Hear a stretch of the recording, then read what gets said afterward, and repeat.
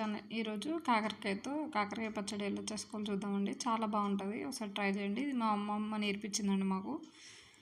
ఇట్లా వక్కలు మంచిగా కట్ చేసుకొని వాటిని డీప్ ఫ్రై చేసుకోవాలి. వక్కల్ని బాగా బాగా మాడ కాల్చిపోద్దండి, మామూలుగా బ్రౌన్ కలర్లో వచ్చేంత వరకు కాల్చుకోండి. కొద్దిసేపు ఉంచిందంటే కలర్ చేంజ్ అయిపోతాయి, టేస్ట్ కూడా పచ్చడి టేస్ట్ మొత్తం చేంజ్ అయిపోద్దండి. నేను చూపిస్తాను, ఇలా అయితే తీసేసుకోండి. నేను కొంచెం లేట్గానే చేసిన, కొంచెం కలర్ ఎక్కువ చేంజ్ అయిపోయినాయి. తీసేసరికి టైం పట్టింది, బయటికి తీసేసరికి. అట్లా ఫాస్ట్గా తీసేసుకోండి. ఇట్లా మాడనిస్తే కొంచెం టేస్ట్ అనేది డిఫరెంట్గా వస్తుందండి.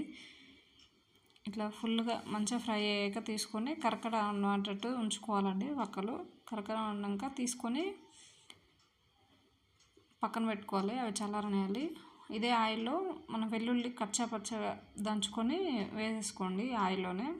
అదే కొద్దిగా వేలాక కొద్దిగా ఫ్రై కానిచ్చాక అందులో కొంచెం జీలకర్ర కూడా వేసుకోండి.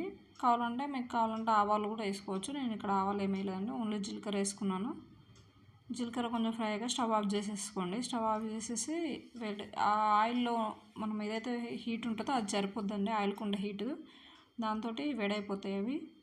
ఆయిల్ బాగా వేడిగా ఉండొద్దు, చల్లారినాక కారం మీకు టేస్ట్ తగ్గట్టు, మీరు ఎక్కువ కారం తింటే ఎక్కువ వేసుకోండి, తక్కువ కారం తింటే తక్కువ వేసుకోండి. కారం వేసుకొని మంచిగా వక్కలు అవి కలిసేటట్టు కలుపుకోవాలండి. మీకు ఏమైనా ఉన్నాయా మీ అమ్మమ్మ వాళ్ళ కాలంలో మీరు నేర్చుకున్న వంటలు ఉంటే కొన్ని షేర్ చేయండి, నేను కూడా నా ఛానల్లో ట్రై చేస్తా. ఇలా టేస్ట్ అయితే చాలా బాగుంటుంది. అమ్మమ్మ కాలం వాళ్ళు తిన్న ఫుడ్ కానీ ఏవైనా కానీ వాళ్ళ టేస్ట్ రియల్గా చాలా బాగుంటుంది. అవి వాళ్ళ చేతితో చేస్తేనే మనకి ఇంకా టేస్ట్ బాగా వస్తాయి, మనం చేతితో చేసుకున్న దానికన్నా. ఇలా ఆయిల్ మొత్తం చల్లారాక ఇందులో కారం వేసుకోండి. కారం వేసుకొని కలుపుకోండి, ఒకసారి మిక్స్ చేసుకోండి. సాల్ట్ కూడా వేసుకోవాలి, ఇప్పుడే సాల్ట్ వేసుకొని ఒకసారి మిక్సీ చేసుకోండి. అంతా మిక్సీ చేసుకొని మంచిగా ముద్దలు లేకుండా, కారం కానీ సాల్ట్ కానీ ముద్దలు లేకుండా మంచిగా నూనెలో ఆయిల్లో మిక్స్ అయ్యేటట్టు కలుపుకొని ఇందులో కాకరకాయ ముక్కలు మనం ఏవైతే ఏంపి పక్కన పెట్టుకున్నామో అవి కూడా వేసి కలిపేసుకొని ఇందులో నిమ్మకాయ రసం పిండుకుంటే చాలా రోజులు, మీకు కావాలన్న 1 month అయినా స్టోర్ ఉంటుందండి.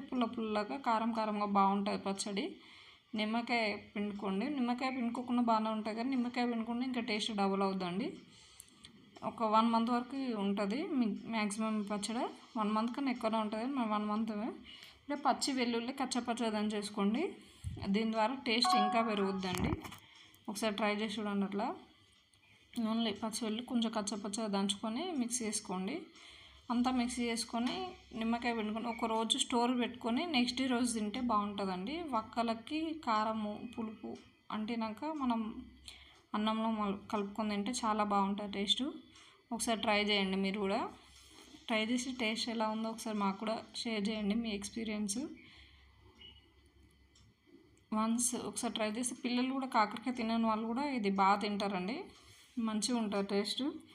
కరకరం అనుకుంటా సేమ్ చిప్స్ తినే టైప్లో ఉంటుంది, అంత చేదు కూడా ఏమి ఉండదు. మనం ఫ్రై చేస్తాం కాబట్టి, డీప్ ఫ్రై చేస్తాం కాబట్టి.